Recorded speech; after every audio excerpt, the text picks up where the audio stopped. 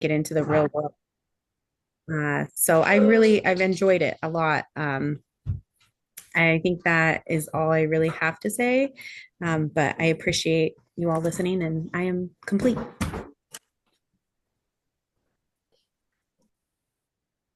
So is everybody okay with this being recorded?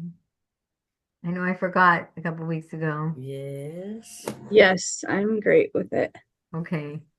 Oh, here's Laura. She's coming in. Perfect. Um, Asia, I'm really inspired. I just want to comment quickly that you're just really passionate about the spiritual growth and looking at it at different angles and using it. And one thing that I wanted to share today, no matter what, was Asia was telling me last night, just before we went to the airport, is that her meditation now is when she sees something, especially if she sees a sense of separation or a sense of judgment, is she's just saying, I am that. I am that, the sense of oneness. And I was in the airport today. I'm like, I am that. I am that. And it was just so powerful. So all of what you just shared, Asia, and just that really being on the court with um, the yoga and all the spiritual, work you're doing. I'm really inspired. So thanks for sharing.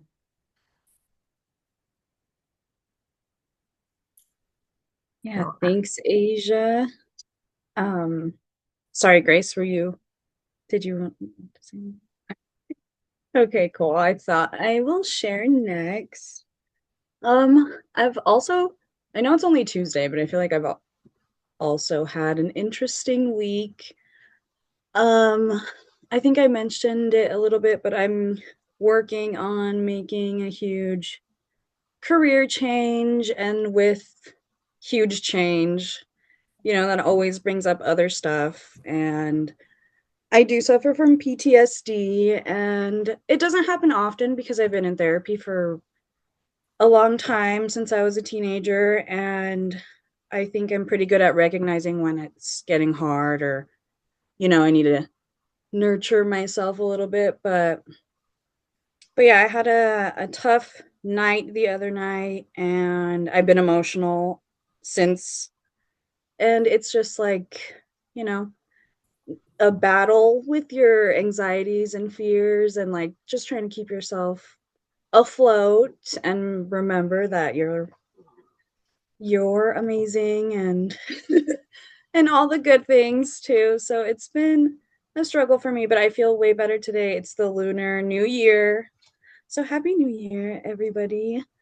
But yeah, I've just been trying to take it easy with myself and meditating before bed. That is a huge help for me. I also have a sleep playlist that plays sound healing and white noise for about 2 hours.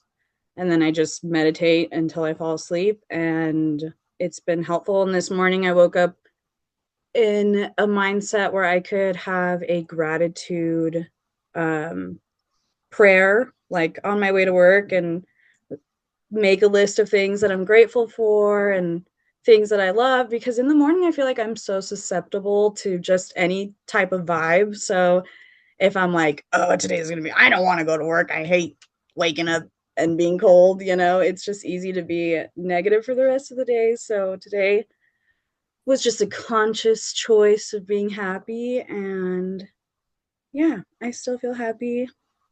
And so far, I'm okay. So that is my check in, and I'm complete. amazing, Gabby, amazing. And how powerful to wake up and feel, whatever, the vibes are a little off or whatever, and to really consciously on the court start to create your gratitude list and shift your vibration into a whole different frequency, which affected the whole rest of the day. And this is what we're doing with yoga. We're yoking. We're moving from that lower mind to the higher mind. The lower mind, was in that stuff. Higher mind is in that place of gratitude and presence. So you like on the court practice that yoga of moving into that higher mind with that Vedantic map we talked about, where we're one with Purusha, we're one with the universe.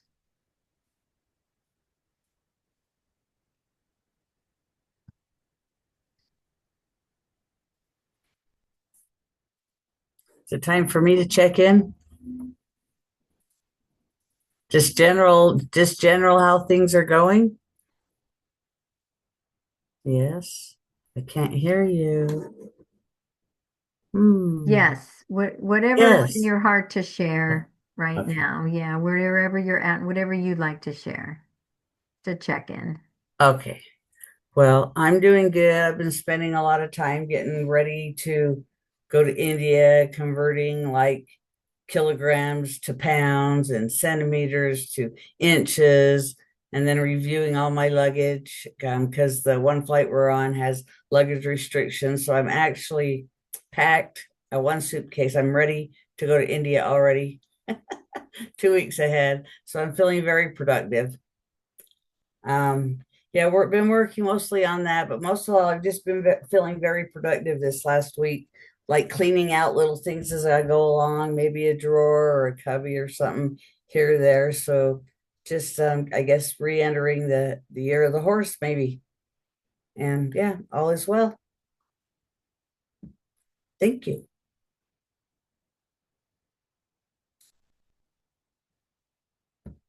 Oh, can't hear you. I can see your lips moving, but I can't hear what you're saying. The heck? Wow, thank you for sharing. And it's beautiful to bring up the a couple of you brought up this Lunar New Year, Chinese New Year, Year of the Fire Horse, and it's a really powerful couple days um, with this new year and the eclipse, and there's a few things happening at once. And one of the things, and it's amazing, one of the things to do during this time is to clear out old energy, clear out the cupboards and then in the drawers. And so you're doing that, Diane. You're cleaning out. You're already packed for India. I'm super impressed. This woman is amazing. I mean, she's created this whole trip. There's so many things that it makes my mind spin. So I don't know how you're doing it, uh, creating the whole trip and all the little pieces and the links for all these people, but with such calm and peace. So yeah, amazing. I'm so glad you're on the call too. So Diane is doing this just for continuing ed credits. Um, so we're really lucky to have her. She's a 500-hour yoga teacher, yoga teacher, and has been teaching long, long, long time at a lot of different studios in town. So we're really lucky to have you here on the call, Laura. I mean, Diane. Just looked over at Laura Splash. Um, to share your insights and stuff. So please feel free to share your knowledge with us as we go through the course as an advanced teacher. Cool. Okay. Thanks. So I guess Laura, you're up.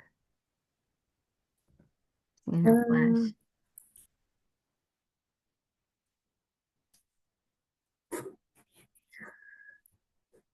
can't hear her. Laura, you're muted.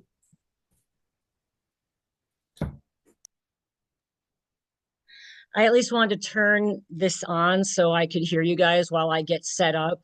The last message I got was that we were starting at 7, and I just got a new puppy yesterday afternoon, and I've been getting like buying things and realizing, oh, it's too big or too, well, almost everything's too big. And so anyway, I was doing that.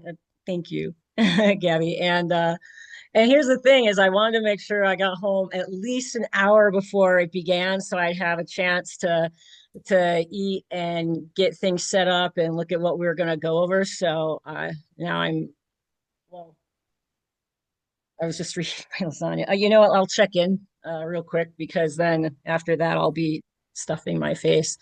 Diane, it's great to see you here. And I was hearing what Grace was saying, and that, yeah, I mean, that you've been a yoga instructor for, like decades, and you're doing continuing education credits. And so I'm excited you're a part of this because then we can learn more from you.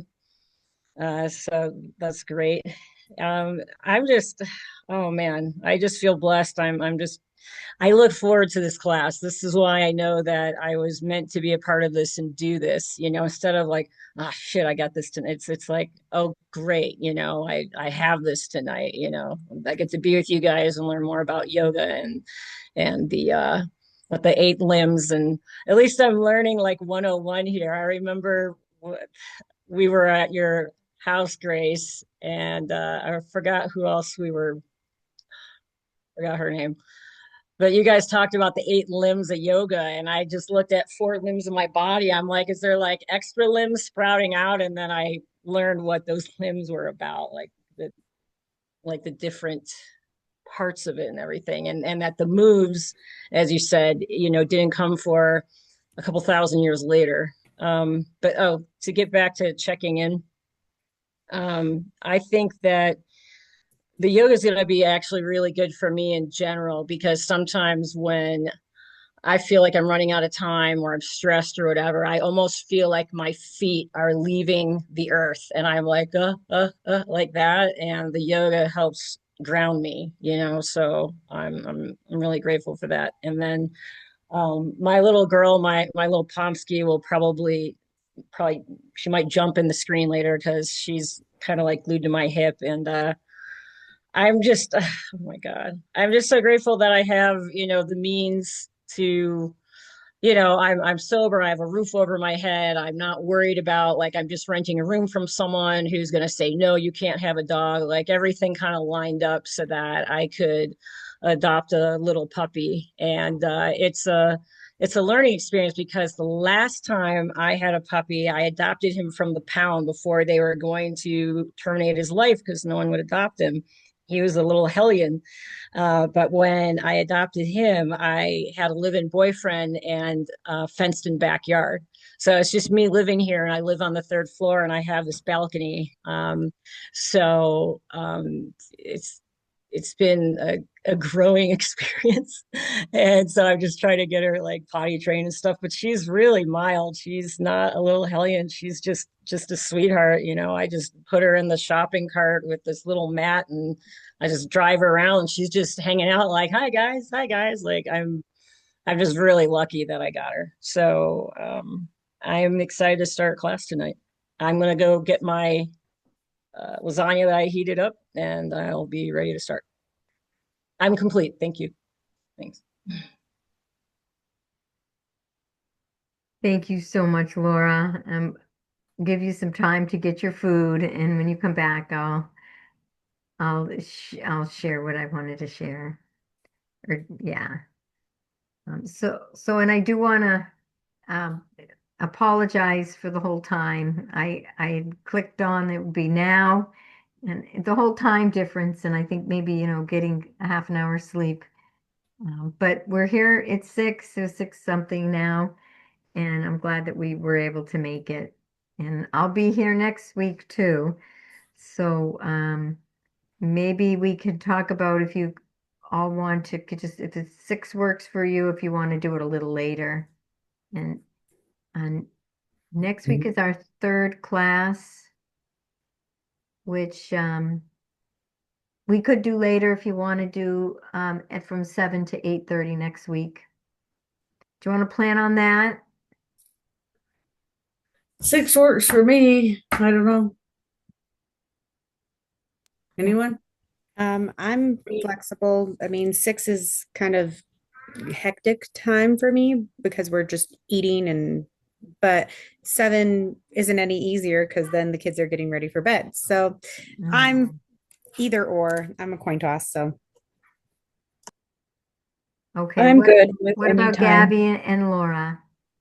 That works for me. I'm available. I 6 am o'clock? done working earlier. Yeah, so Okay. 6 is fine. Yeah. Okay. So, Thank and we'll you. probably go a little shorter tonight, if that's okay.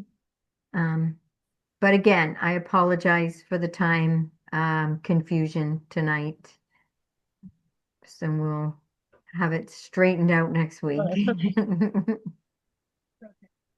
Yeah, All right, and Laura, I just want to comment how wonderful it is that you got that little puppy, because I know you oh, lost your dog just recently, and that was very, very hard. And now you have that gaping hole filled up with this adorable, and she sent me some videos. This is the cutest little dog. my God. So she's Yeah. just adorable. We got to see her Okay, at yeah. some In point. fact, I have to get up and No find worries. her and Whenever not you get a jiggling at chance, him. Yeah. you're all good. But I'm so happy for you too. That's amazing. I know what it's like. I lost a kitty one time, so I totally get it. So hard. It is. And animals Animals. are so precious. Mm-hmm. Most precious. Oh, you can't see it. Oh, Oh, I'm trying to get you guys I think I need to turn up my light. She's got Cute. piercing blue husky eyes. So she's a part Pomeranian, part husky. That she is the cutest thing I've seen all day. Yeah, like she's what's nice is that I did my research. She comes from a very reputable kennel, like Oh. this family owned one. They're out in Tooele, and what made me fall in love with them was I couldn't believe it. Like when I was looking at the pictures of her Pomskis, is that they were all doing they're all doing puppy yoga. oh, So I guess there's that I oh my God, like That is literally like women like people and men they were doing like downward facing dog with a little puppy underneath them, and then sometimes it was like the puppies that jumped on their backs kind of like with goat yoga, and so all of these puppies have been socialized. So that's yeah, so that's cute. what made me Cute. just fall in love with that kennel and this puppy. So she's just yeah, she's just like, hi, hi, hi. I mean, like So yeah, she cute. just, What's her anyway, I don't name? off track or anything with her lesson, but yeah, Oh, you're fine. I think. um, yeah, her name's Amaya. I finally like, I had to, because people before I got her, before I even met her, they're like, what's her name? What's her name? I'm like, I gotta meet her first. I can't just suddenly just be like, oh, I want this name because it means this, or I have to bond with her first. And one of my best friends who moved away had a baby with these piercing blue eyes and kind of caramel kind of reddish hair, and she has the same thing. And also just the different meanings of Amaya I thought were beautiful. uh, One of them being night rain, and last night was the first night I had her, and it had like this cold rain all night, and I was taking her out like mm. every 2 hours, and I couldn't believe like the first thing was the Japanese meaning. It says night rain. I'm like, oh, that's so you. And then the other one was truth, because I learned I think for Sanskrit, Maya means more like magic or magician, or to, well, you guys know better than me, but amaya means like the lack of that. So truth and purity and everything. And so I was like, yeah. And she just looks like an amaya. So, and now she's dozing off next to me because we've had a big day. All right. So cool. Beautiful, beautiful. Thank you for sharing Amaya with us, Laura.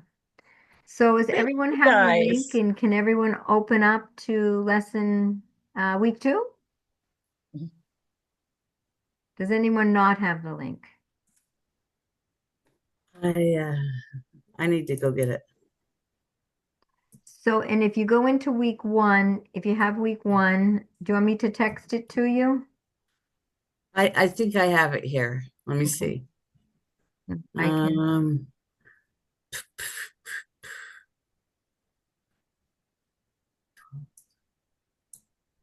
It's just so that you can read along with us, but I can text it to you. I think I have it here. Let's see. Sacred embodiment, static yoga. Mm-hmm. I have it here. Okay, I'm good. You got it? Yep. Okay. Does anyone need me to text it to them? Nope, everyone's got it. Okay, good. Good. Okay. So we're going to be going over, let's see, I had it open too. Let me go back into this.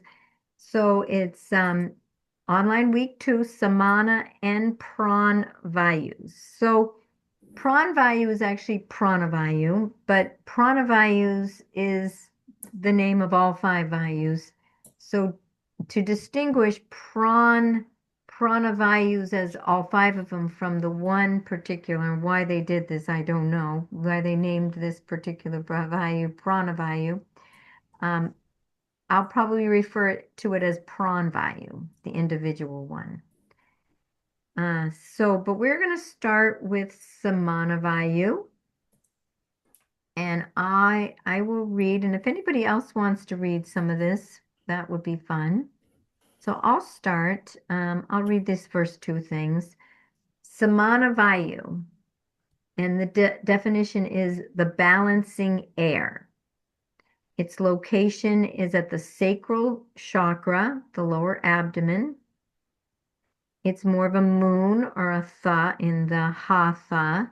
It's a moon practice. Its movement is inward, and its action is assimilation. Its element is fire. I don't have this, and its benefit is it feeds all the internal organs. I need to put that in there. I'm sorry. Second, its chakra is the second or the sacral, Manipura. Pose categories that activate this samana vayu and this inward flow and this feeding of the internal organs is twists. So that will be the pose category. The breath is longer exhales. And if you're wanting to activate pranavayu, you'd want to have your pause at the holding, the breath holds at the bottom of the exhale. So I go into a little bit of depth in all of this, and we'll first with the definition. Samanavayu translates to the balancing air.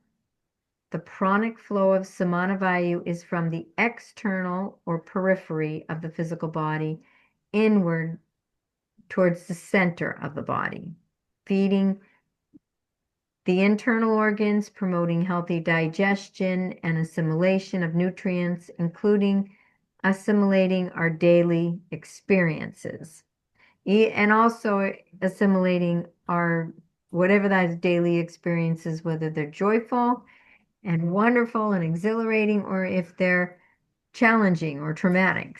So this is Samana Vayu is responsible for assimilating all those different experiences. Does anyone else want to share a little bit, and if anywhere along the line, if anyone has any questions, please let me know.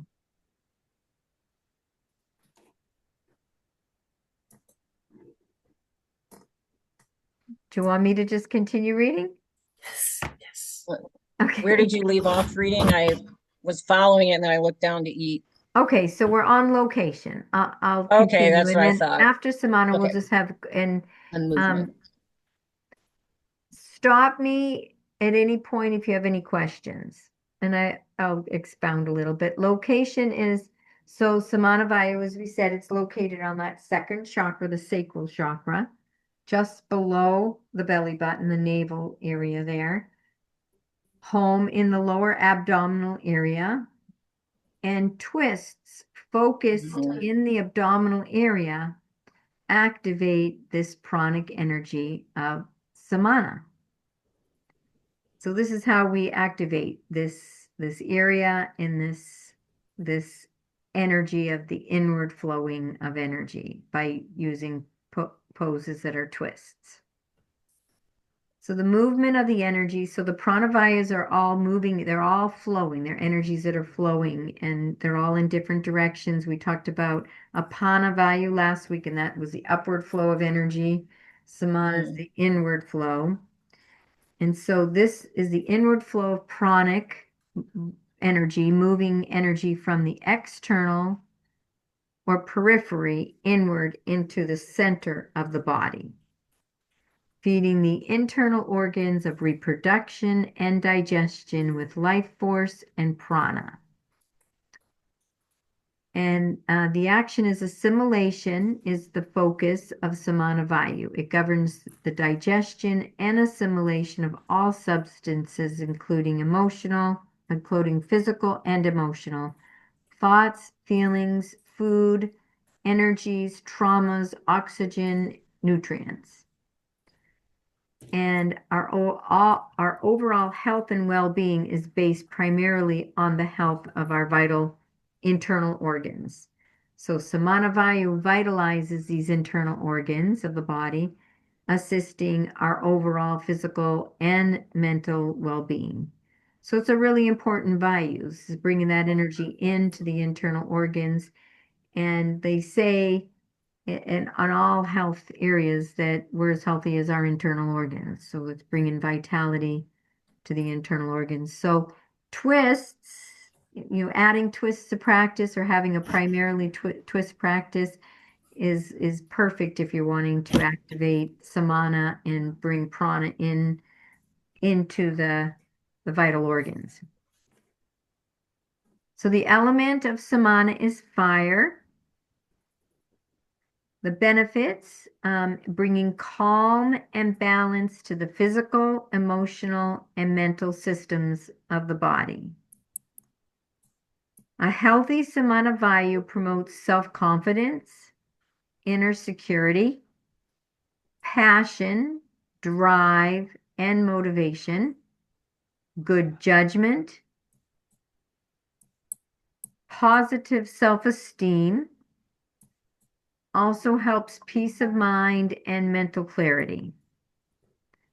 And I'm not sure why I didn't put this, but benefits would also be I have to add this, the vitalization of the internal organs of the digestion and reproduction. So that would be a benefit for physical health is to vitalize those organs. So if you're feeling inertia or lack of motivation, mental confusion, restlessness, it's time to practice some twists. When we gain mental spaciousness, it allows us to assimilate the knowledge and wisdom from our life experiences. So on the other hand, if we've got low Samana Vayu, if it's depleted, we could have digestive issues, low self-esteem, low confidence, inertia or lack of motivation, discouraged, poor judgment, mental confusion, feeling resigned and powerless, not assimilating the lessons and knowledge of our experiences, and spinning in loops and rerunning disempowering pain stories and pain cycles.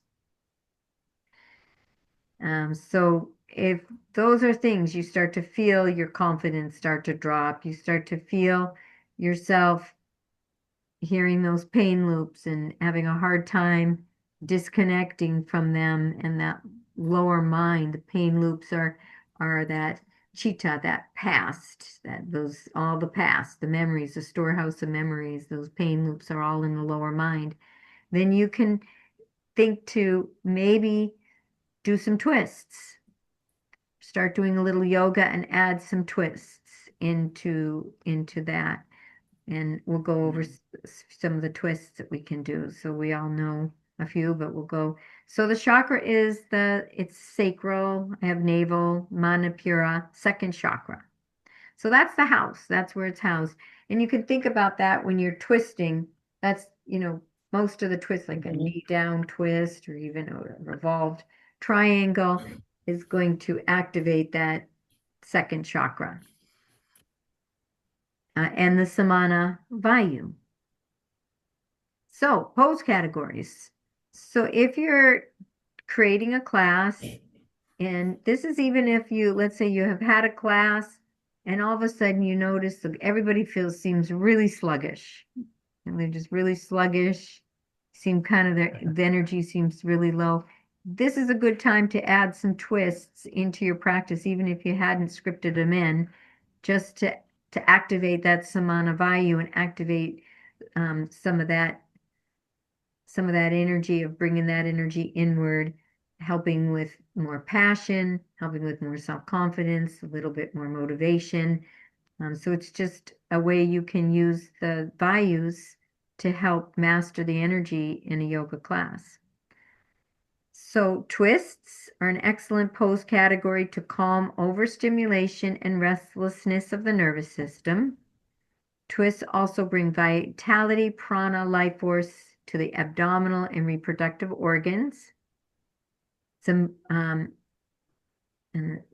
let's clean this up. It's a moon practice, which is a tha in hatha, inward focus, and more yin in nature. So some of the twists that we could do are triangle. Revolve triangle is even a deeper twist. You can do lunge twists. You can be in a lunge position, whether you're in like a warrior one or just a lunge, Ajnayasana, where the feet are parallel, like railroad tracks. You can add that twist to the side, however you want to do it. There's a lot of different ways to twist in lunges to add a little bit of twist to your practices. Eagle is a good balancing pose that adds some twist into the body. Revolved half moon. So if you're in that balancing pose, the half moon balancing pose is, I should add that. And you can revolve that and add a nice twist into that balancing pose. Adding twist to your forward fold, and that's when you come down and you put one hand in the center and you twist up. I know, Asia, you said you liked that in the last practice, the Samana practice. Seated spinal twist, knee down twist, spinal twist, threading the needle. Any kind of knee down twist, like when you're kind of windshield wipering and you just bring them both knees to one side, you're adding a nice twist in that abdominal area, that second chakra. So creating a Samana Vayu asana practice would include several twists with some laterals and other poses to balance the practice. You could begin standing, offering forward fold twist, lunge twist, triangle, revolve triangle, eagle, half moon, then move to the floor and include some seated and spinal twists. So I put down a kind of an example Samana twist practice. This is really heavy in the twists. It doesn't have a lot of laterals to balance it out. But that's something you can just add in some other poses, any of the other poses to kind of just balance it out. But I'll just read that. So you start seated opening stretches and movements, and then a seated spinal twist, just a gentle seated spinal twist. Then you can move into cat-cow and do a threading the needle, which adds some nice twist as you're moving into threading the needle. Right from your cat-cow, you can move right into a low lunge just by bringing one foot up and move into a low lunge twist. And it's always easy from cat-cow to move right into down dog. And then you could move into three-legged dog and then open that hip with a gentle twist. As you open up that three-legged dog, that adds a little twist into the spine. Standing forward folds to forward fold twist. And that's when you put one hand down and come up. And then you can move into, right there, you can move into high lunge and add a twist in your high lunge. Triangle has twist in it, built in. Pyramid is a nice balancing after the triangle for a little break. And then you can move right into revolve triangle, which adds even a deeper twist into the body. And then balancing half moon and then a revolved half moon. So you can move into half moon and then you can revolve it to add that twist into the navel area. Eagle balancing pose. I put standing yoga mudra down there as kind of a balancing pose in the middle there to give yourself a break from the twists. And that brings you down to the floor. So after your standing yoga mudra, you can bring your hands down and a few spinal releases that we do, hula, hip pointer, and then move into supine spinal twist, knee down twist. And then I just have, some of our final little releases, supine butterfly, happy baby, and savasana.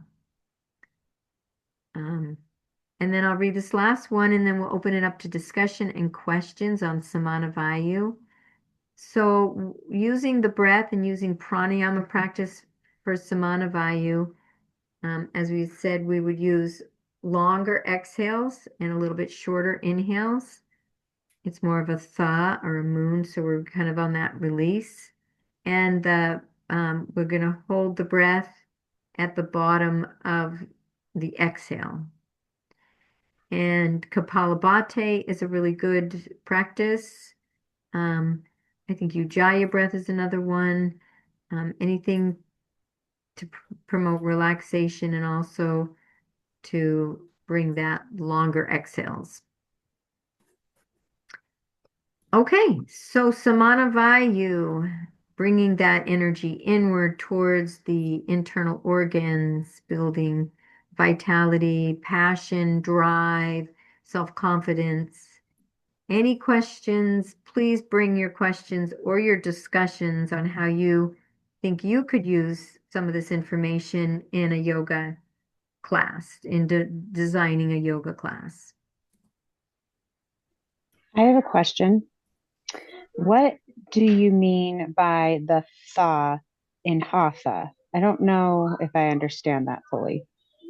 Okay, yeah, that's a really, really good question. Thank you for asking that. So, hatha yoga, the hatha is hatha yoga. So, hatha yoga is, one of the forms of yoga. There's so many forms. There's Kundalini yoga. There's just tons, Tantra yoga. Um, Hatha is a very fundamental yoga in the Raja, the kingly yoga of the eight limbs. And it's a sun and moon. Ha-fa, I mean sun and moon. So the ha is the sun and the tha is the moon. So it's that balancing of yin, yang, hatha. So the hatha branch of yoga is always balancing those yins and those yangs and the uh, more sun practice and the more moon practice. So when we're saying ha for sun and tha for moon, samana would direct you to that more yin energy because it's going inward. When our last vayu we're going to do on week 3 is Vayana Vayu, and that's actually the exact opposite. That's the ha. That's the sun. So it's actually bringing the energy from the core of the body out to the periphery and out into the pranic field. So it's more of a like the sun shining. It's a vitalizing of radiating energy. This is bringing that prana inward. It's an inward. So it's more of a moon, yin, feminine, the practice. Okay. And then I have one other question. So I know when we teach twists, we have to do like a slight counter pose. Now, would you recommend when we organize like a class that is like a more of a moon practice that we want to incorporate a lot of twists into, would you recommend putting, obviously we have the, a twist and then a counter pose, but would you, and then twist the other way, but would you, in between one twist and another twist, would you put like a secondary pose, like you said, like a standing pose or something? Is that how we would normally try to organize the class? Yeah, and that's another excellent question. So, and you don't always have to add a counter pose, but if you're going like really, really deep over to one side, and even though you're going to the other side, when I come out, it's always nice to do just a gentle counter pose, then center, and then start guiding them into the other side. Now, it's not with every single twist. It would be kind of hard to do that like with triangle. Um, but that's where the pyramid would come in.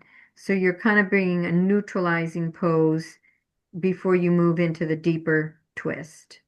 Okay. And I think like as you move through, and I'd love to hear what Diane has to say about this too, both of the questions and all of them. And as you move through the practice, you're going to kind of know intuitively, and even if you read the students a little bit, like, okay, they need a break, or we need to do some just let's do a bridge, let's move into some, extension. I can tell that, and that the practice, that was a very strong, it was all pretty much mostly all twist. I probably would add a few things in there, but that's like a basic of some different twists. And you could add maybe a couple things, couple other poses in there to balance it out. But yeah, some twists, it's much easier to add a little gentle counter pose before you go over to the other side. Some you really won't be able to. It would be really hard, like in if you're doing revolved half moon, it's a balancing pose. Basically is just to get out and to maybe stand up and when with a lot of our practices after we do a series of two or three, we or even a couple, we take a moment to receive and notice the energies. And that alone can be that space before you move on to the next twist or to the other side. Having them notice the sensation, notice the aliveness, notice what's going on deep inside in that pranamaya, manamaya koshas. Okay, thank you. And Diane, do you have anything to share about that? Well, the only thing that what I noted to myself when you're listening example, samana, twist practice, you can hear me, right? Okay. Yeah. Like these, not only they're examples, but they're like also already kind of like you don't really have to design your practice. Like if you started I mean, you do, but if you're started seating and then you do a spinal twist and cat and cow and thread the needle and then cat and cow, like you're using the twisting thing there, but you're also going through a nice sequence that's going to end you in down dog. So you just like can build it in. You don't have to like for me is like focus on that twist. It's just like naturally going to come as you're warming up, right? And then once you're standing up, then you start to go down, then you've got that low lunge and you can do a twist or you can do a triangle. There's just like a whole other part of a sequence that like makes it, you don't just need to take the parts and build something kind of right in here. You've got like a class just sitting in front of you. So that's what I noticed about that. And my least favorite pose, because I can't do it good, is half moon. Revolved half moon. I see that in there and I'm like going skipping. Okay. Yeah. And the reason I don't like it is I'm not because I sure can't half hold. moon what it Huh? looks like. I don't I know don't. if why don't you show me what it looks like? Because I'm not sure which one that is. So I this would can't be do. this I would can't be keep my toe, my that's one half foot, moon. planted foot pointing forward and move into half moon. I Right. can turn my foot sideways and Revolved do half half moon I do moon. not like myself, but this would be But revolved when I half put moon. my foot the way they say, I cannot. It's very. I don't. It's not my favorite pose.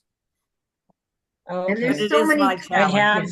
I have seen that and I've done it before, but I haven't it's not been a part of too many yoga instruction or yoga practices, like especially that revolving half moon. I haven't seen that very often. That's why I was like, which one is that? So, Yeah, okay. it's like my least. I have a couple least favorites, but that's it. And it's because I can't balance and have my foot held the way that it's suggested. So I'm working on it. But yeah, I think that this whole part you've written that's just talking about different twists is also like a perfect yoga flow, just a class flow. So that's what I would say there. I like to start like in a seat and then floor practice and move up into the standing and then come back down as well. And you can do like all kinds of variations of twists in all of that. Yeah, but then you're understanding now more what energy you're activating. So yeah, that's it. Thank Thank you. you. Yep.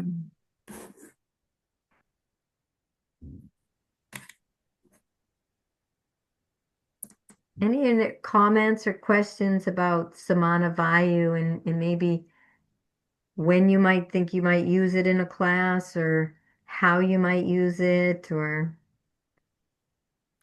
like things that maybe that are coming up in your mind of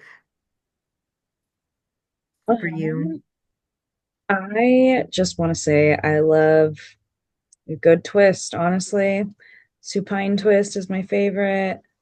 And when I do have a class, it's almost always women. So I always do like a yin, and I'm just biased because I love my yin. And like Diane was saying, I like to start seated, maybe a little meditation or intention, stand up, work my way back down, meditate. It's the best, honestly. And even just randomly when you're in bed, a nice twist, deep twist. It's my favorite. I'm not gonna lie, I love it. But that's all. I'm complete. Yeah. I love everyone and what they're saying. So thank you. Thank you, Gabby. Yeah. I'll say something again. The a good opportunity, lower depleted samana vayu. Maybe I don't know, like in a public yoga studio, because you've got a mix. But I think like adding in twists, like if you're teaching at a recovery center or like something like that, it like addresses like a handful of feelings that people are having that are like residents there, resigned, powerless, mental confusion. So it would be good to like teach a little class and use your magic and then they're happy when you leave. Yeah, I mean, that's what I was going to talk about. I'm glad that you brought that up. Yeah, I see doing that with, as I've mentioned before, and Diane, I don't know if you had heard of this, me mention this, is that, well, because I've got my master's in social work, but I got my master's back in 97. So I'm reviewing all this stuff so that I can, because I want to pass the licensure exam so I can be like eventually a licensed clinical social worker, or at least a licensed social worker. So I can do that.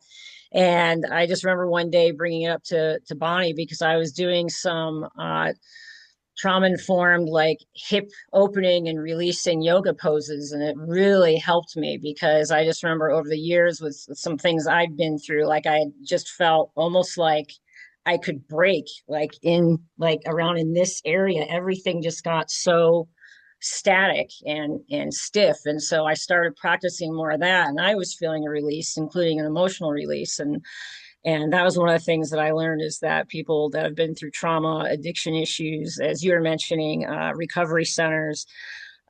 So doing the twisting and focusing on that second chakra could be really healing for a lot of people, like people who have been through sexual abuse, things of that nature. So yeah, I could see it being very helpful for that.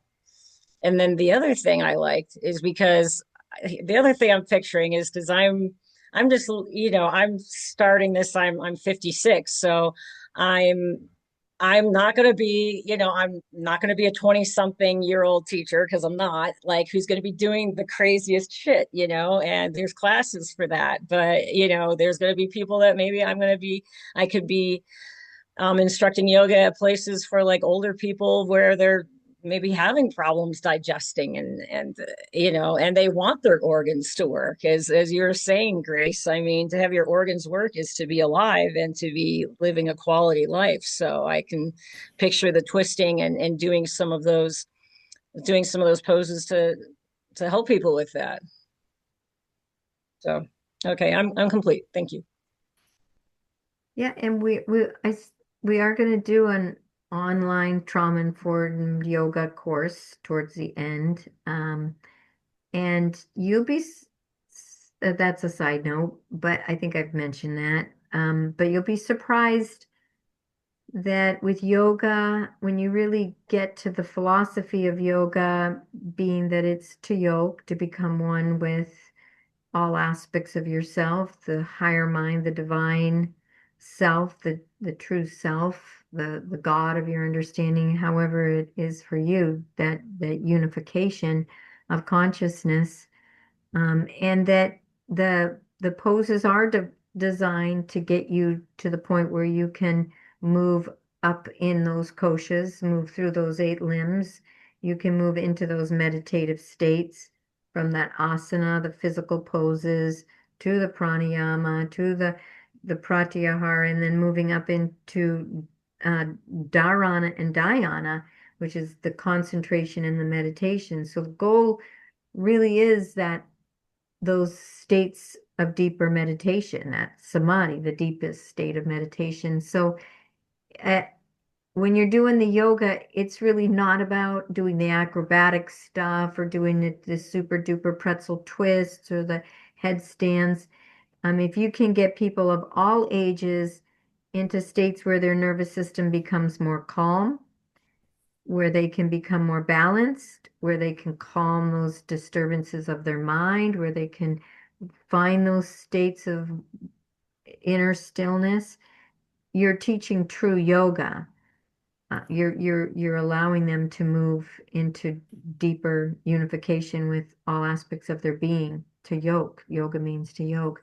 So know that, just to know that that's beneficial for all ages, and it's better to have a more mindful practice, where than to move fast through it. Everything in the Western world is fast, fast, fast. And but if you can help them to be more still, calm their nervous system, be present in the poses.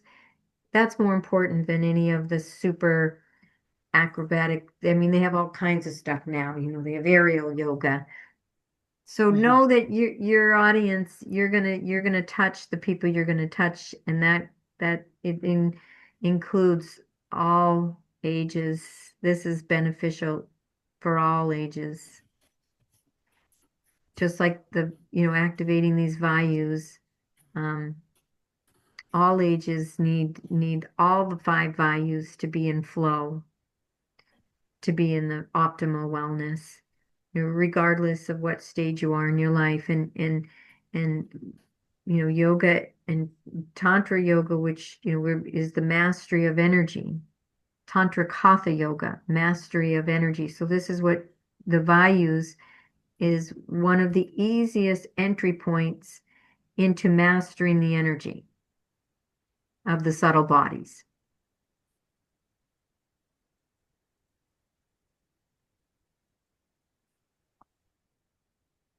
So any more questions on samana, that inward flow of energy? Oh, the hearts. Let me get my hearts. I'm just figuring out this Zoom and all these hearts and stuff. Oh, wait a minute. No, that's okay. There we go. That's to everyone. Okay, should we go on? Okay. So Pran Vayu, which is also called Prana Vayu, but I'm calling it Pran to distinguish it as one of the Prana Vayus, is the forward moving air. It's located in the chest. And so this is a sun practice. So it's the ha of hatha, that more sun, masculine, yang energy, because it's forward moving. And the movement is all over, but it's inwards and upwards. It's inward towards the heart. So like we'll be doing back bends in this pose, and it's inviting this inward flow of energy into the heart, and everything is eventually moving up. Our goal with the energy, with the Kundalini, with the nadis, is everything is we're getting a flow of energy moving all the time from that root chakra up and out through the crown and into this pranic body. The action is crystallization and cyclical. Its element is air. Its benefit, oh, this is wrong.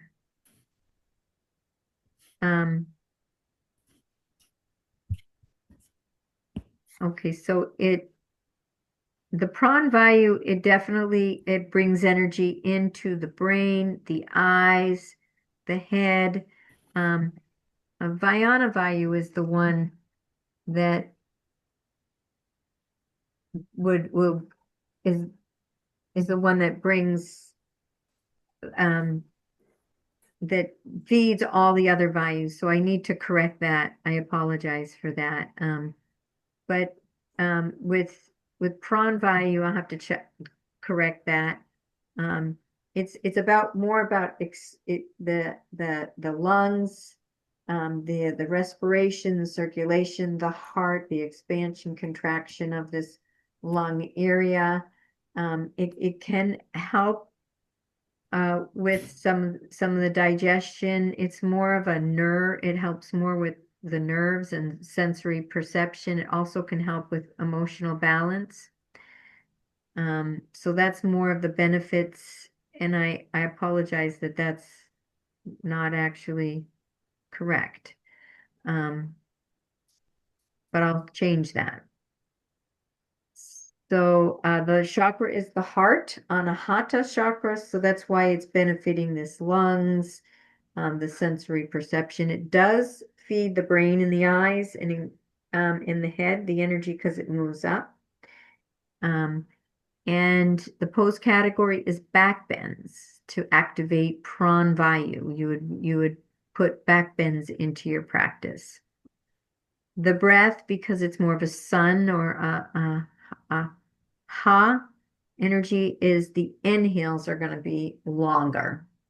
We're bringing more in, and then we're going to pause at the top of the inhale. So if you're using pranamaya, a pranamaya practice to activate this Prana Vayu, you're going to want to have your inhales a little bit longer than the exhales, and a gentle pause at the top of the inhale. Definition is the forward moving air.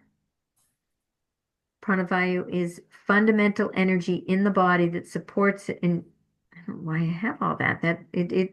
Yeah, I guess. Vayana Vayu is the main one that really feeds all the other Vayus. So I'll have to look into this and let you know next week for sure about this. The Ha practice is complementary to the Tha. Rather than letting go, it is about taking in and receiving. And it focuses on longer inhales, taking prana in through the inhale. And the focus on Prana Vayu is in the chest or the heart area, building the inhalations longer than the exhalations as we open to receive life force energy to fuel and to feed and to vitalize the entire body. So I guess prana is definitely vitalizing the whole body. The focus is on the heart. A home is in the chest, and the heart and the thymus gland that regulates immunity. So it's these organs of the heart and the thymus and even the lungs. Because Prana Vayu regulates sensory input, brings a lot of energy because it's coming from this heart, moving up into the eyes, the ears, the head, the brain. When we feel overstimulated, then this Vayu is in need of attention and balance. So I really liked that. Like this is especially like with children and stuff. If they're feeling those days when you just like, oh, I just can't take any more stimulation. You've been out and about or whatever, and it's just like, I need peace and quiet. I can't take any more. That's when you can benefit from a pranavayu practice. Um, Pranavayu, so um, yeah. So pranavayu feeds the five senses, and when our five senses are balanced and working optimally, we can more easily access the subtle senses as well as the inner workings of the mind. So when you're doing this back bend practice and you're using the pranavayu, this is what you're doing is you're balancing those senses. You're allowing the senses to calm and to balance. So like if a children's really overstimulated, then um, activating some pranavayu can help. Pran also allows us to deepen our capacity to receive the benefits of Kriya practices and internalize the mind. So the location is the chest, Anahata chakra. The pranavayu is home to the heart, receiving information through the heart and feeding the brain, eyes, ears, and five senses, as well as the other vayus in the body. I guess that's true. I'll double check it for sure. It governs everything being received into the body through the senses. So this is another thing. So it's governing everything being received into the body through the senses. So this is when you're feeling the overstimulation of the senses to balance this governing principle of pran vayu so that you can be able to receive freely without feeling overstimulated. Receiving the senses, receiving food, receiving nutrients, everything that we feed the body, even the air we breathe in and the thoughts we choose to think. So it's everything we're receiving inward. So the movement is all over, inward, and upwards. The main movement of pran is inward, and then it moves up. So the basic flow is inward into the heart center, receiving pran into the heart, and governing all that is received, even thoughts, food, and air into the body. Action, crystallization, and cyclical. And I don't actually have more information about that. I'd like to maybe investigate that a little more, but I can't give you any more, but that is the action of this pran vayu. Element is air. It's associated with the lungs, the heart, the chest, thymus. Benefits of a healthy pran vayu when pran vayu is in balance. It feeds the other vayus, nourishes the eyes, the brain, increases healthy reception, governing all things received by the body, including food, nutrients, oxygen, thoughts, and everything that the five senses perceive. So the benefits are going to be increased vitality, increased energy, strong immune and healthy thymus gland, increases our awareness of the five senses as well as awareness of the subtle body sensations. A weak pran vayu, some of the physical symptoms of a weak pran vayu is poor immune system, low energy, shortness of breath. Emotional would be worry, anxiety, inability to focus and concentrate. So when you're feeling really anxious, you're feeling overstimulated, you can do some back bends to open up that pran vayu and balance that energy. So the chakra is our heart, Anahata chakra. Pose category is back bends, and it's more of a sun practice, a ha practice. It's better to do this back bends and to activate the pran and the sun and the ha and this yang energy. So more of a morning or early afternoon practice, being that it will be more energizing, heart opening, and uplifting. Back bend poses that include extension of the spine, our ha or sun, and more enlivening. So you might not want to do a real enlivening, activating that sun and that yang, right before bed. That would be counterproductive to sleep because that'd be a more morning enlivening you. Okay, so some poses would be a camel, bridge, up dog, cobras, bow. Some of the standing back bends would be extended mountain, extended lunge, or extended warrior one. So you're in your warriors to just go back into an extension while you're in your lunge or your warrior. Add a little back bend to it. Wild thing, dancer, wheel. Asana practice can include a sun salutation, focusing on extension in mountain, extension in your lunges. You got up dog, or cobra. And then after your sun salutation, you can move to the floor with a camel, a bridge, a bow, and some forward folds for counter posing. Those are some ways we can have a practice that can activate Prana Vayus. And with the pranamaya and breath, bring in the breath and prana all the way up from the belly, ribs, and chest. So you're activating this heart area. And I know sometimes instructors will say to breathe into the chest to activate the prana. But I don't ever like to do that because that puts you and starts activating the stress and the cortisol and the fight or flight.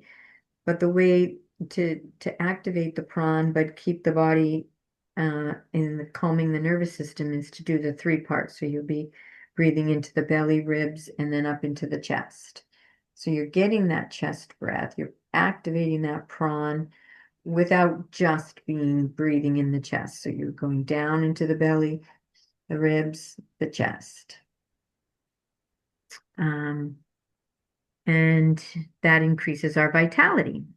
And so it would be longer inhales and pauses at the top of the inhale, bringing the breath from the belly to the chest. Some pranayama practices for Prana Vayus would be Bhastrika, Nadi Shodhanam, Ujjayi, three-part yogic, filling the entire chest and up to the clavicular area. So I'm going to say, and I will do a little more research. I know Vayana really feeds all the other, but prana is circulating the energy to all the other Vayus, but the focus is receiving into the heart. That's its primary focus. So any questions, comments on Prana Vayus? Any thoughts about how, when you might use this in a yoga class, how you might use it in a yoga class? It would be great for people with ADHD, like they're just anxious. I'm anxious. I can't focus. I'm squirrel, like stuff like that. I mean, when you were going through that, I was thinking about all the children in residential treatment that I've worked with that could have benefited from that. And plus, children are pretty good at doing back bends because they're like made of rubber anyway. So I could picture doing some of that with kids, but also, adults. I mean, that's why they've got Adderall, for adults with ADD, ADHD, and I'm not on it, but I've been diagnosed with those things. So I absolutely picture that. And then, as you're mentioning, it's good for the morning and for energizing. So I really like that. So yeah, that's what I'm picturing that it would be good for. I'm complete. Thank you, Laura. Diane, divine. Can you hear me? Yeah. So I wanted to just add something else that I've discovered along the way. I've been like really getting into breath work, not just yogic breath work, but conscious breath work. So I've listened to a lot of books, audio books on breath work. And one of the things that one of these masters said that I have brought into mind is he was talking about when we're first getting into just breathing and how like we're all actually breathing from the same pot, same space. We're all breathing, and it looks invisible, But what he said is, so there's like, the air we're bringing in, but there's also like, if you focus or your intention is to breathe in prana, you can extract that higher quality of pranic breath from the atmosphere when you breathe in. And so, like, then, so for them, from that, when I'm doing my breathing, I will purposely think that I'm like specifically calling for those pranic cells that are floating out there to enter. And for me, that helps make it deeper and sweeter. So that on the breath. And then I was just going to, one of my favorite postures for like heart opening. And I just named it Radiant Heart or Rising Warrior. But when you're in a Warrior One, when your hands are up here in Warrior One, if you just go into goalpost arms or cactus arms, and then you can lift your heart and open your throat and pull those shoulder blades together. And I like to call that Radiant Heart, but it's also like opening the heart, but like bringing that emphasis there on like the radiance and the beauty of your heart as well. So that's one of my favorite like back bender postures. That's it. Thank you. Thank you. Thank you. You're welcome. I love that. We've been doing that breath where we see the two streams of prana come in through the nose.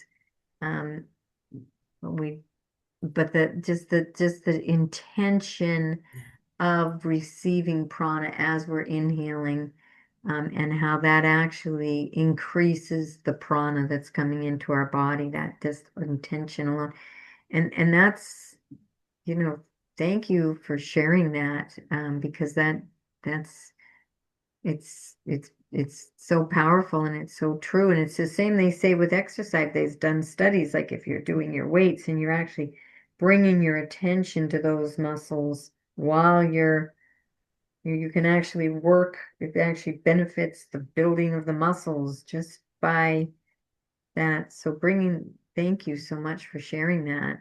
The intention of bringing that prana in is going to make that powerful impact.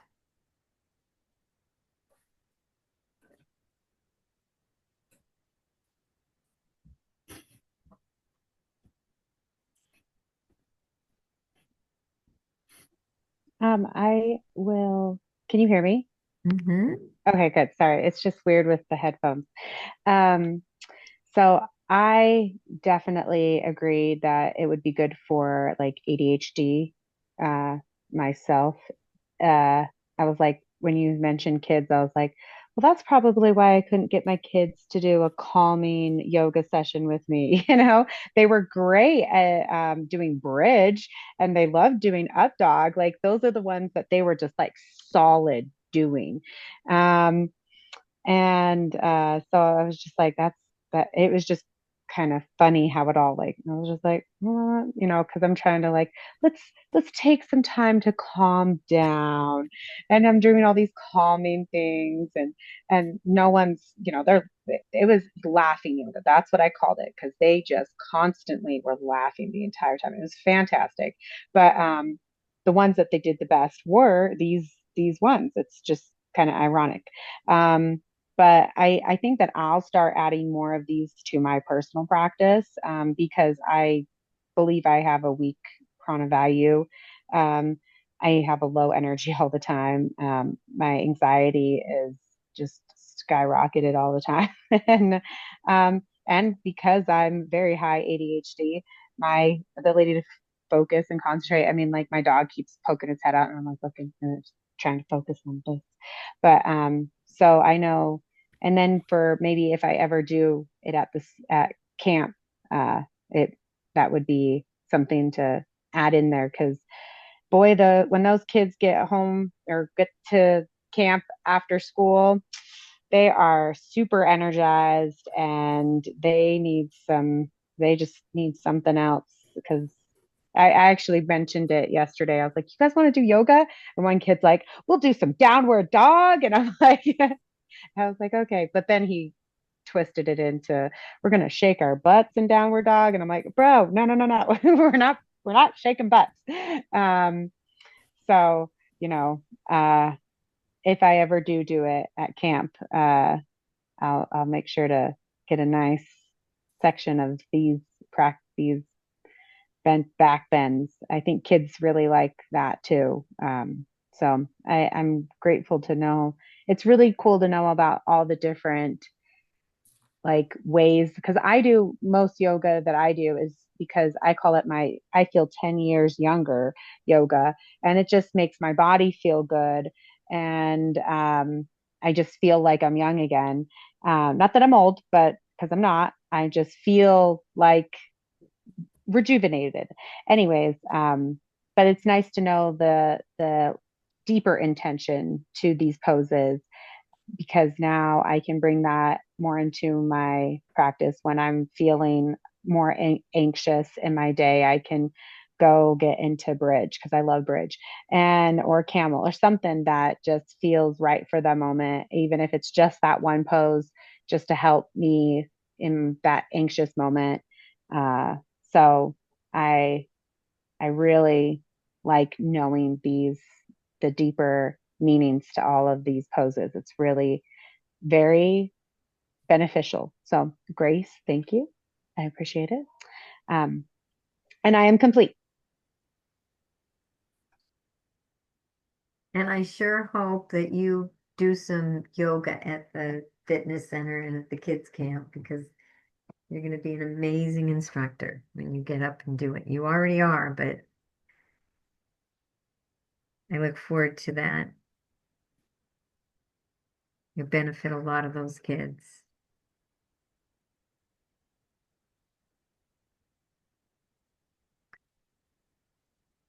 So let's see, Gabby, did you want to share anything about Prana Value? And then we're just going to do our final meditation. I'll do a little breath and meditation and we'll be done. Perfect. I'm sorry. I also have, I think, ADHD, and my dog's like yapping at me right here, but um just to add off of what Asia was saying, um sometimes like I know I really like yin yoga too, and a little bit of everything in whatever type of practice you want to do is helpful. Like for kids, you could always do like a maybe a little bit of higher energy, and the fact that they're laughing the whole time, I think is awesome. I feel like that's a good sign. And then that makes them calmer in the long run, I feel like. So you could even add, you after all those bends and like up dogs and all the cool stuff, you can add a little breathing moment at the end, and everyone feels. When I do my practice, I always say that I'm like loosey goosey because I feel like, just my body feels good. I feel like lighter. So I totally resonate with what you said. And yeah, I think that's so cute that they love it. I haven't taught many kids, but it sounds like a lot of fun and a little bit of, everything all at once is always good. So that's all I have to add. I'm complete. Thank you so much. I Yeah. love I love the acknowledgement of listening to everybody share and how we can all acknowledge. Um, and that everybody's really listening as I'm reading through. Hopefully maybe you're reading along, but that you're really absorbing it. Just these with the comments, the questions just show me that everybody is really um, listening, understanding these values and what's being said. And so let's just do our meditation. I think we'll just I'm going to do a samana, kind of the apana samana. We talked about samana first today, where we're bringing the energy inward. It's coming in, and this is a good. Apana was the same. It's kind of bringing it down. So apana is the same invitation for the breath work, which is the longer exhales and the pause at the bottom of the exhale. And seeing it's evening and it's close to bedtime for everybody, it'd be better to do a little bit of a samana breath work than pran today, because we don't want to activate and get us, ready for. And we'll bring some focus, what Diane said, as we inhale, bringing in that prana and allowing that to integrate and bringing it into those internal organs and bring some of that awareness of what we're doing with the breath. So let's all just get in a comfortable position and feeling that earth underneath, supporting our body and bringing the awareness to the physical body, noticing where it is in space, where your arms are, your shoulders, your head, your legs, your feet, your pelvis, your torso.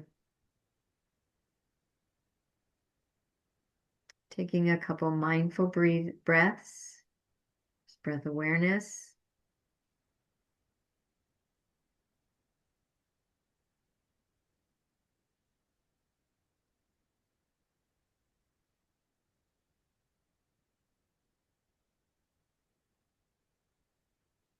And dropping that breath down to the lower abdomen. So as you inhale, you feel that belly expand out like a balloon.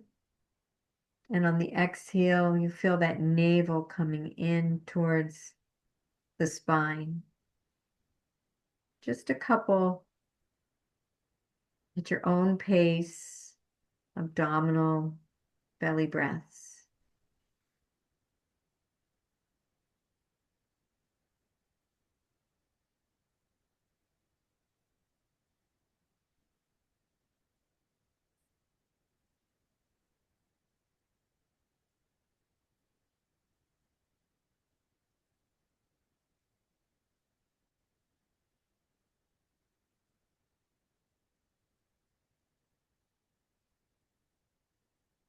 We're going to move into some breath counts. I'll count for you. So wherever you are in your breathing cycle, move into an exhale and let all the breath go. Just exhaling completely. And together we'll inhale into inhaling 1, 2, 3, 4, exhaling to 6, 5, 4, 3, 2, 1. Inhaling 2, 3, 4. Exhaling 2, 3, 4, 5, 6. Inhaling 2, 3, 4. Exhaling 2, 3, 4, 5, 6. We're going to extend it a little bit. Inhaling 2, 3, 4, 5, 6. Exhaling 2, 3, 4, 5, 6 with a pause of 2. Inhaling 2, 3, 4, 5, 6. Exhaling 2, 3, 4, 5, 6. Pausing 4, 2, 3, 4. Inhaling 2, 3, 4, 5, 6. Exhaling 2, 3, 4, 5, 6. Pause 2, 3, 4. Inhaling 2, 3, 4, 5, 6. We're going to change again. Exhaling 2, 3, 4, 5, 6, 7, 8. Pause 2, 3, 4. Inhaling. 2, 3, 4, 5, 6. Exhaling. 2, 3, 4, 5, 6, 7, 8. Pause. 2, 3, 4. And continuing on your own, you can count it, having the exhales a little longer and the pauses at the bottom of the exhale.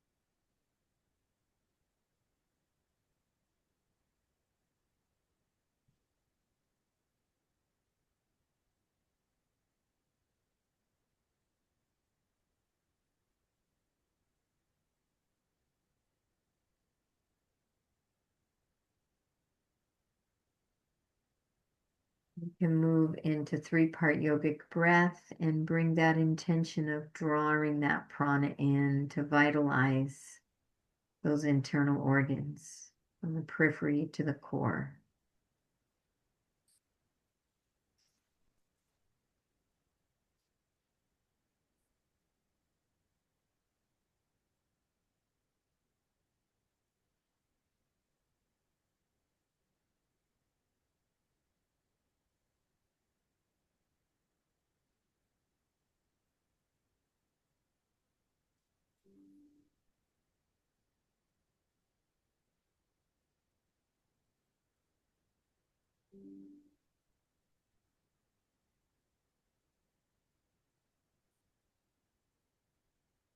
We'll do 3 more breaths.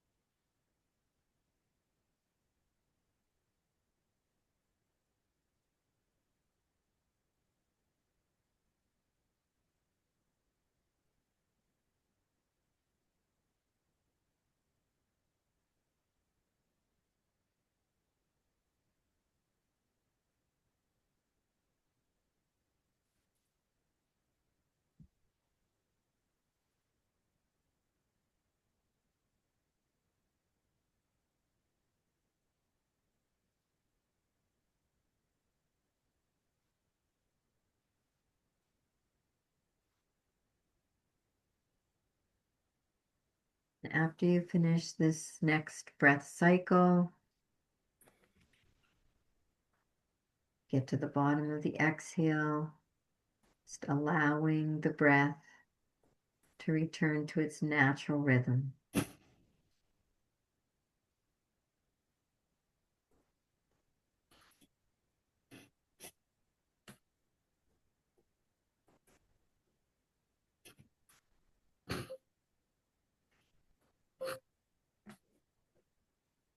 And we'll bring that visualization, that breath that we did the last few times, inhaling those 2 streams of prana, that silvery light energy into both nostrils, coming in through the nostrils and meeting at the midbrain, the Ajna chakra.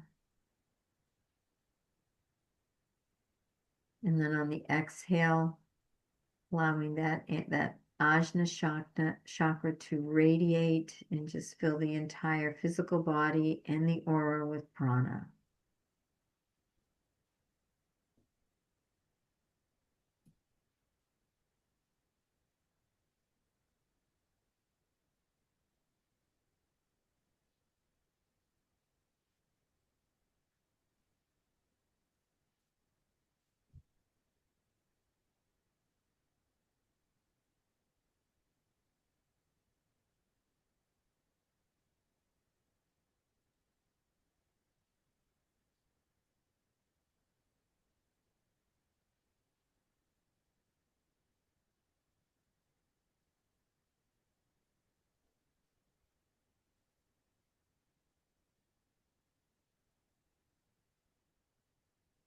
2 more breaths, bringing these streams of prana, these light streams of pranas into the midbrain.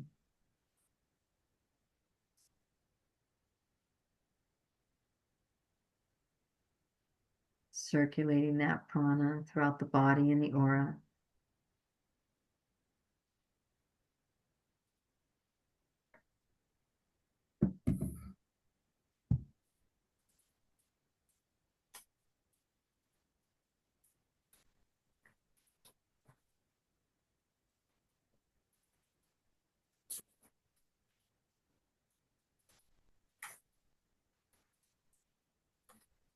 Releasing that concentration, we'll move into a few breaths of just simple meditation, visualizing that mind as that crystal clear, infinitely deep pool of water, glass, smooth, calm, and still mind.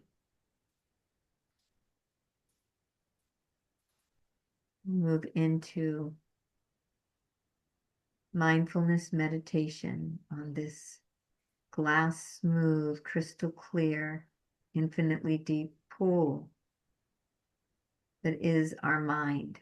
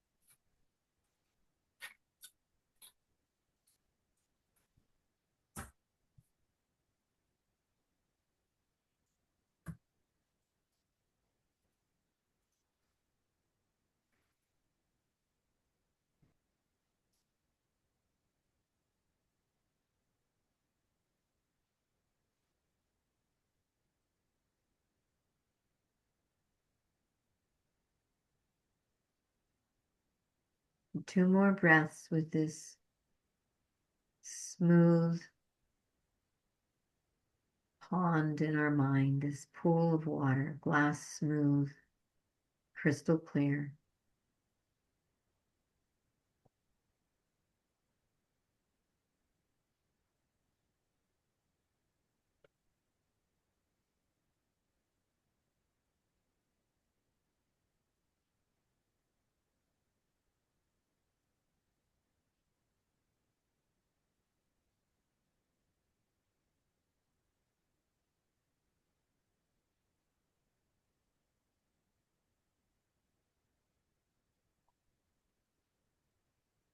Releasing the concentration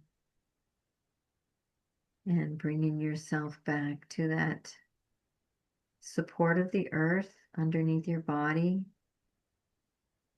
that real estate that you're occupying.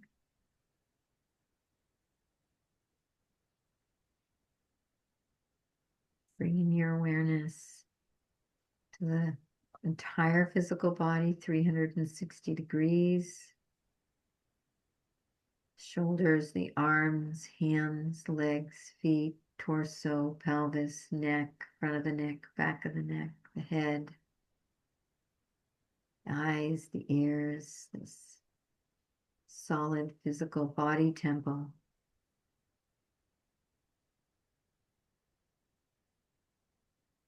And taking a moment before we complete the practice to just scan. Notice where you're at.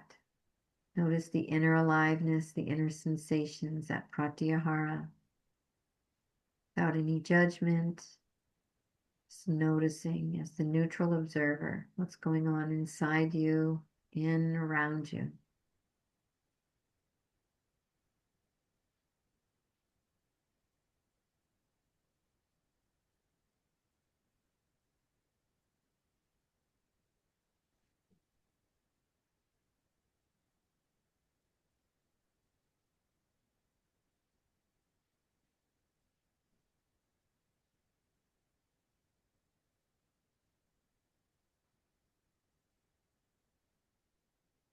And taking a moment to acknowledge yourself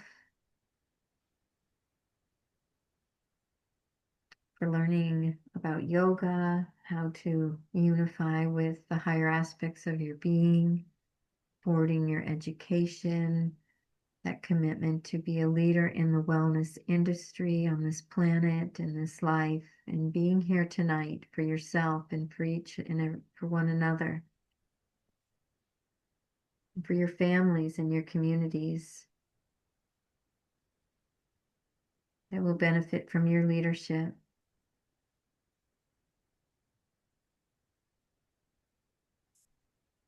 And when you're ready, gently and kindly opening your eyes and coming back.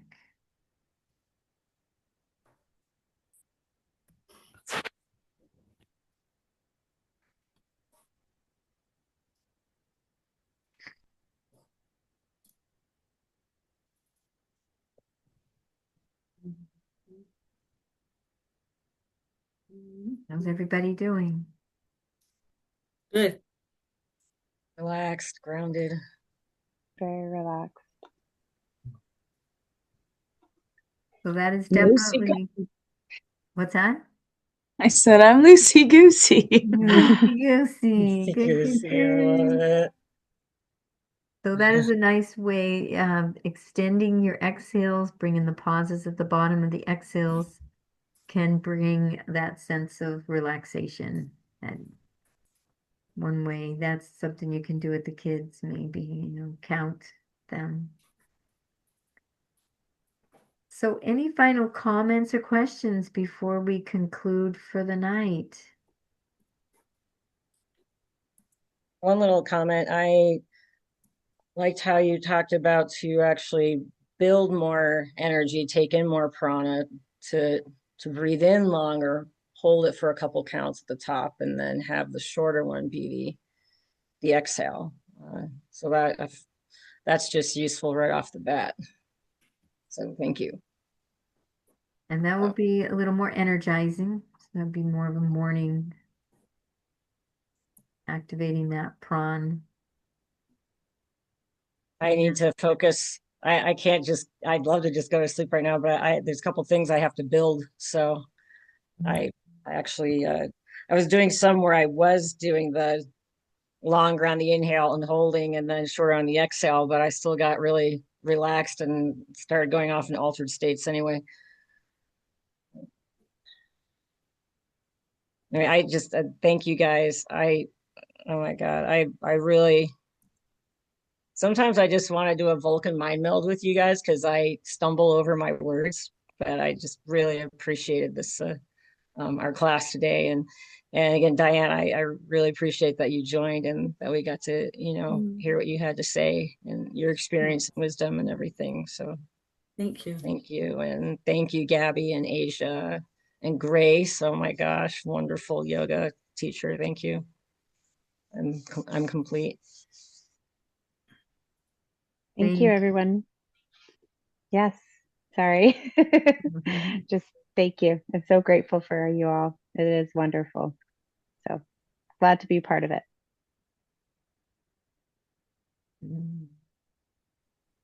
Me too.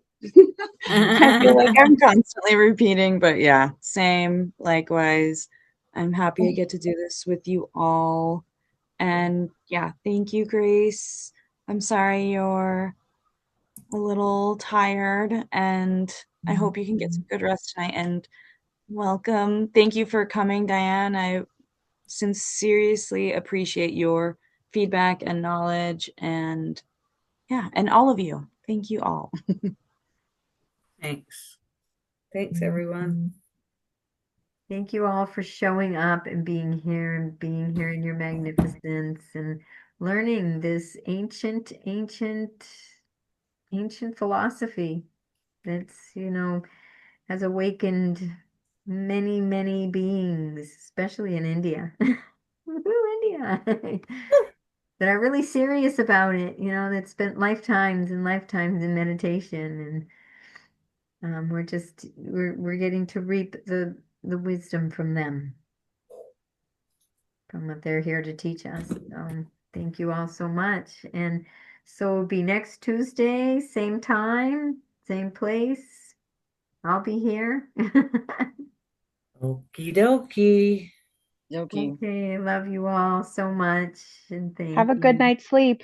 Yeah. Yes, Sweet yes. dreams. Yeah. Yes. Sweet Sweet dreams. dreams, everyone. We'll Yes. see you Good next night. week. See Thank you next Bye. you. week. Love you. Bye. Bye-bye. Bye. Love You. you.